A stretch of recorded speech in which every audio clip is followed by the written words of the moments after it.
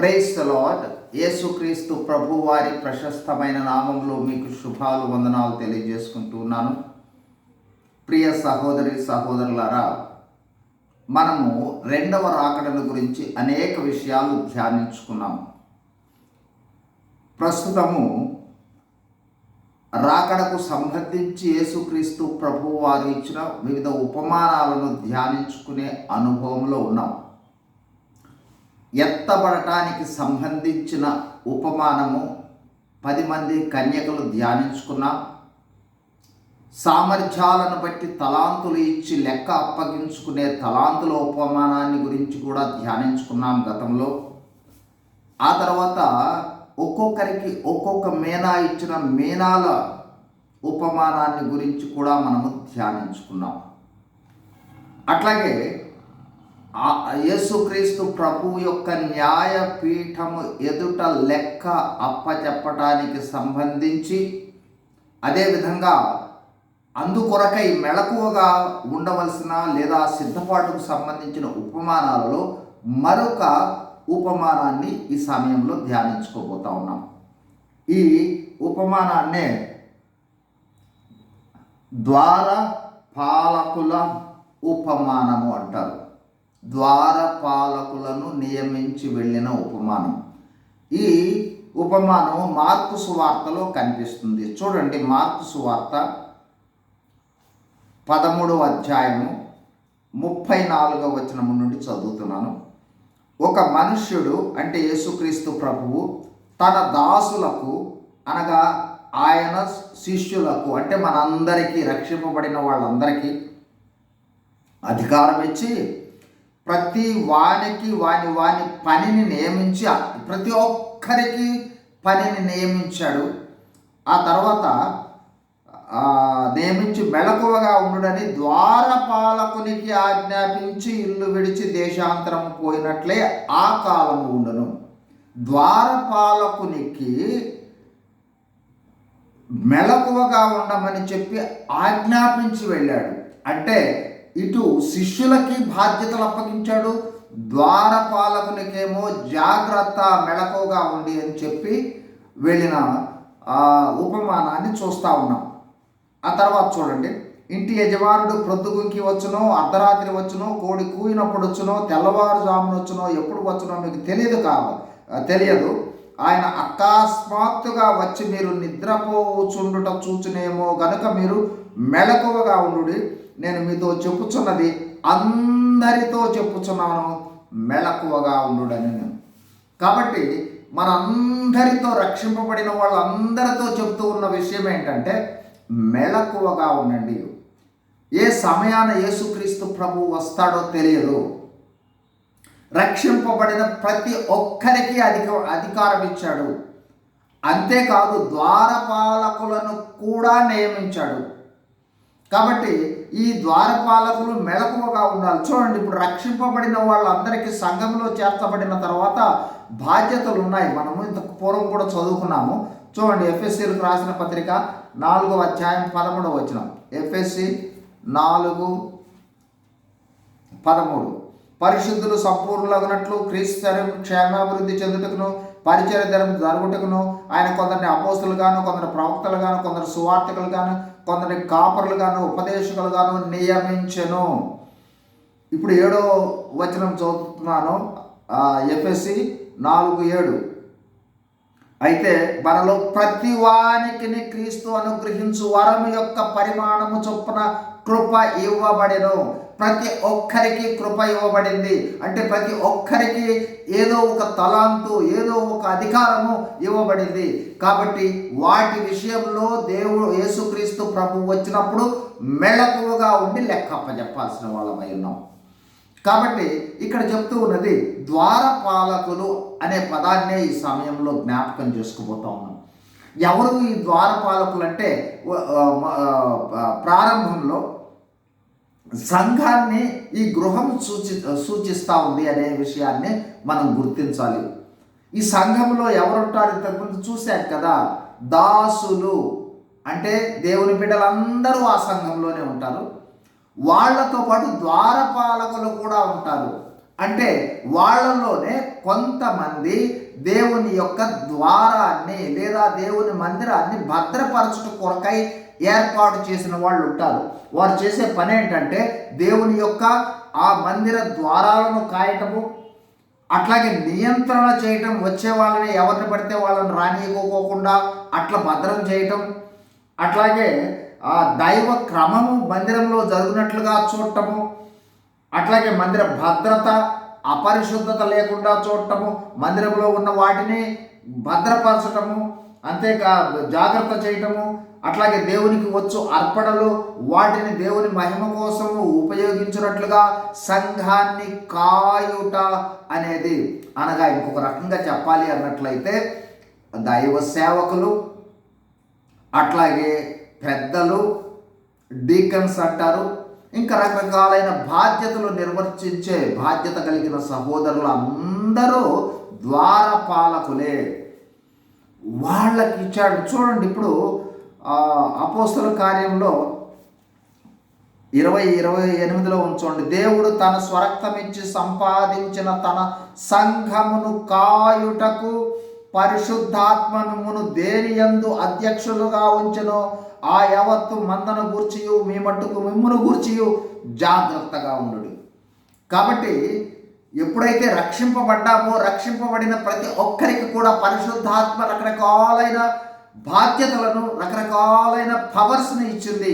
వాటి విషయంలో మనము జాగ్రత్తగా ఉండాలి, మంద విషయం జాగ్రత్తగా ఉండాలి అని జ్ఞాపకం చేస్తూ ఉన్నాడు. చూడండి, ఇప్పుడు ఒక 2 విషయాలను జ్ఞాపకం చేస్తాను. హెబ్రీయులకు రాసిన పత్రిక 13వ అధ్యాయము 17వ వచనం. మీ పైని నాయకులుగా ఉన్నవారు లెక్క ఒప్ప చెప్పవలసిన వారి వలె మీ ఆత్మలను కాయుచున్నారు. ఈ వాక్యాన్ని గమనిస్తే ఏంటంటే, సంఘములో ఉన్న బాధ్యత కలిగిన లేదా సంఘాన్ని నిర్వహించడానికి ద్వారపాలకులుగా ఉంచిన వారు లెక్క అప్ప చెప్పవలసి ఉన్నది అనే విషయాన్ని ఇక్కడ జ్ఞాపకం చేయటం జరుగుతుంది. అట్లాగే చూడండి, 1 పేతురు పత్రిక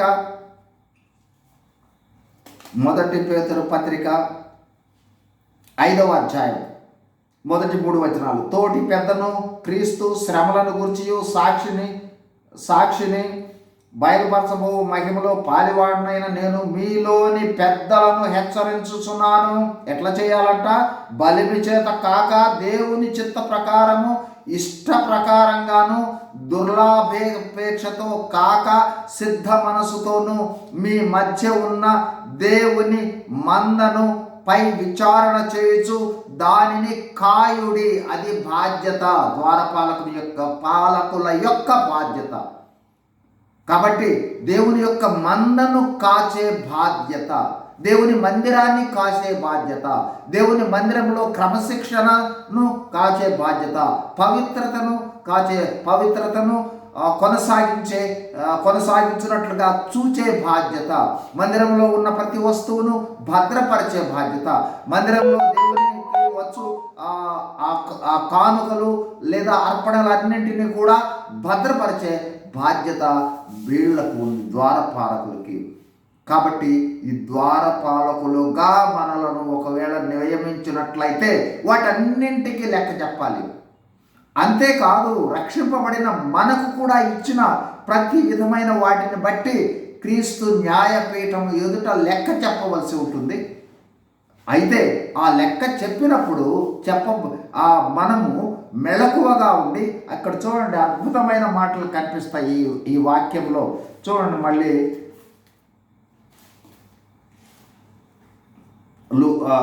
మార్కు సువార్త 13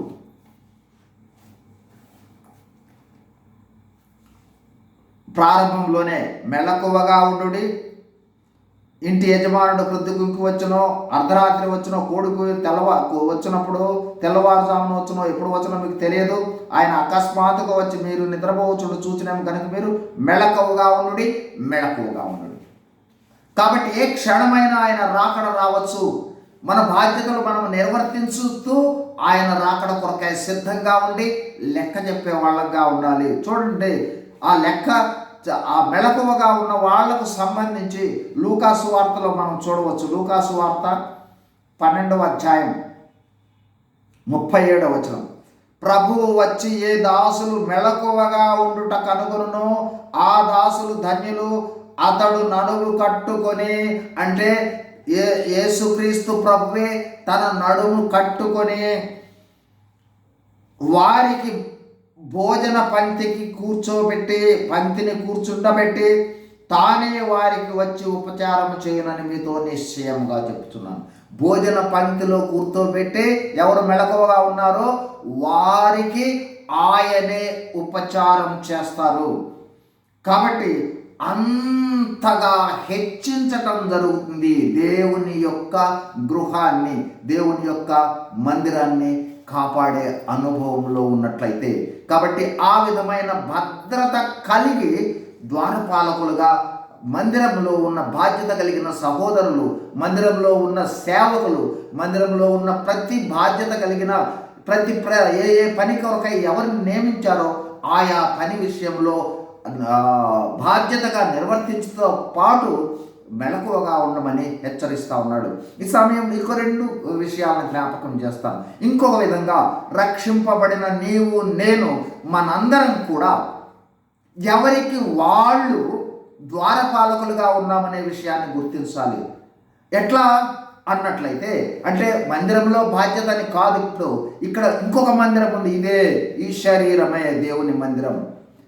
కాబట్టి ఈ ఆత్మీయ జీవితం అనేది పడిపోకోకుండా ఎదగటం కోసము, పవిత్రత కొనసాగటం కోసము, ఆత్మీయ జీవితానికి సంబంధించిన భద్రతను భద్రపరచుకోవటం కోసము మనము మన శరీరమైన మందిరానికి ద్వారపాలకులుగా ఏర్పాటు చేసిన విషయాన్ని కూడా మనం గమనించాలి. అంటే మనము మన శరీరమును మందిరము, యేసుక్రీస్తు ప్రభు యొక్క లేదా పరిశుద్ధాత్మ యొక్క ఆలయముగా, దేవుని ఆలయముగా ఉన్న ఈ మందిరానికి మనము ద్వారపాలకులము భద్రపరచాలి. అట్లాగే ఇంకొక గృహాన్ని కూడా చూస్తాము. అదే ఇదొక గృహము. అట్లాగే రెండవది మనము నివసించు గృహము, మన కుటుంబ సభ్యులు, అట్లాగే మన తల్లిదండ్రులు, మన అత్తమామలు, ఇదంతా ఒక కుటుంబము. ఆ రక్షింపబడిన తర్వాత ఈ కుటుంబంలో ఉన్న వాళ్లను భద్రపరచవలసిన బాధ్యత. ఈ కుటుంబంలోనికి సాతానుడు ప్రవేశించకపోకుండా కాపలా కాయవలసిన బాధ్యత. అపవిత్రత లేకపోకుండా కాపలా కాయవలసిన బాధ్యత. ఆత్మలు నశించిపోకుండా కాపలా కాయవలసిన, అంటే మన కుటుంబము అనే గృహానికి కూడా మనము ద్వారపాలకులం అనే విషయాన్ని గుర్తుంచుకోవాలి. ఇక 3వ గృహము దేవుని గృహము, మందిరము. మందిరములో కూడా ద్వారపాలకులు ఉన్నారు. ఆ ద్వారపాలకులు అంటే బాధ్యత కలిగిన సహోదరులు. వాళ్ళతో పాటు మన బాధ్యతలను మనము నిర్వర్తించడంతో పాటు ఆ సంఘాన్ని ద్వారపాలకులుగా ప్రతి ఒక్కరు వారి బాధ్యతలను నిర్వహించడం ద్వారా ఆ ద్వారపాలకుడు అంటే భద్రపరిచే అనుభవంలో ఉండి ఆయన వచ్చినప్పుడు మనము లెక్క అప్పచెప్పవలసిన వాళ్ళంగా ఉన్నాం. చూడండి, ఇక్కడ చాలా ప్రాముఖ్యమైన మాటలు కనిపిస్తాయి. లూకాసు వార్త 12వ అధ్యాయంలో కొన్ని మాటలను ఈ సమయంలో జ్ఞాపకం ఎట్లా ఉండాలి మనం అనేది చూడండి. 35వ వచనంలో రాస్తా ఉన్నాడు, మీ నడుములు కట్టుకొని ఉండుడి. నడుములు కట్టుకొనుట అంటే ఎల్లప్పుడూ పని కొరకై సిద్ధపడి ఉండుట, పని చేయటానికి, దేవుని పని చేయటానికి, ఆయన మందిర పనులు చేయటానికి, గృహంలో ఆయనకు సంబంధించిన పనులు చేయటానికి, మన కుటుంబంలో ఆయనకు సంబంధించిన పనులు. నడుము కట్టుకొని ఎల్లప్పుడూ నిద్రించే వాళ్ళుగా ఉండకూడదు. నడుము కట్టుకొనుట ఎల్లప్పుడూ ఐఎమ్ రెడీ అని చెప్పడం అనమాట. రెడీగా ఉండాలి. తర్వాత చూడండి, మీ దీపములు వెలుగుచుండనీయుడి అంటే పరిశుద్ధాత్మ నింపుదలతో ఎల్లప్పుడూ వెలిగించబడిన వాళ్ళంగా ఉండాలి. సత్క్రియలు చేసే వాళ్ళంగా ఉండాలి. ఆత్మ ద్వారా వెలిగింపు, ఆ వెలుగు మన ద్వారా ప్రసరించబడే వాళ్ళలాగా ఉండాలి. అట్లాగే చూడండి, ప్రభువు వచ్చి తట్టగానే తలుపు తీసే అలర్ట్గా ఉండాలి. అట్లాగే 37లో ప్రభు వచ్చి ఏ దాసులు మెలకువగా మెలకువగా ఉండాలి. అట్లాగే చూడండి, కొద్దిగా ముందుకు వచ్చిన తర్వాత 40వ వచనంలో ఉంది, మీరు అనుకొనిన గడియలో మనిషి కుమారుడు వచ్చును కనుక మీరు సిద్ధముగా ఉండుడి. అన్ని రకాలైన సిద్ధపాట్లతో మనము ఇప్పుడు జీవించవలసిన వాళ్ళము. ఎందుకంటే 1 ఎత్తబడాలి, 2 యేసు ప్రభు యొక్క న్యాయపీఠము ఎదుట చేరి లెక్క అప్పచెప్పవలసిన వాళ్ళంగా మెళకువగా ఉండాలి అనే విషయాన్ని ఈ ఉపమానం జ్ఞాపకం చేస్తూ ఉంది. ఆ విధమైన మెళకువ కలిగి ద్వారపాలకుల వలె సంఘాన్ని, మన కుటుంబాన్ని, మన వ్యక్తిగతమైన ఆత్మీయ జీవితాన్ని భద్రపరుచుకుంటూ దేవునికి లెక్క అప్పచెప్పినట్లుగా దేవుడు మనకు సహాయం చేయనుగాక. ప్రార్థించుకుందాం. పరిశుద్ధుడు అయిన మా ప్రియ పరలోకపు తండ్రి, ప్రభు ఆ సిద్ధపాటుకు సంబంధించి మీరు చెప్పిన ఉపమానాలను ధ్యానించుకుంటూ ఈరోజు ప్రభు ద్వారపాలకులుగా నియమించిన, దాసులుగా నియమించిన, బాధ్యతలు ఇచ్చిన ఉపమానాన్ని ధ్యానించుకోవడంలో సహాయం చేశారు. ఆ విధంగా మెళకువగా ఉన్నట్లుగా సహాయం చేయమని ప్రభు ప్రతి ఒక్కరిని మీ దయగలిగిన హస్తాలను చాపి దీవించి ఆశీర్వదించి యేసు ప్రభు వారి నామంలోనే వందనములు చెల్లిస్తూ వేడుకొంచున్నాము తండ్రి. Amen. Praise the lord. God bless you.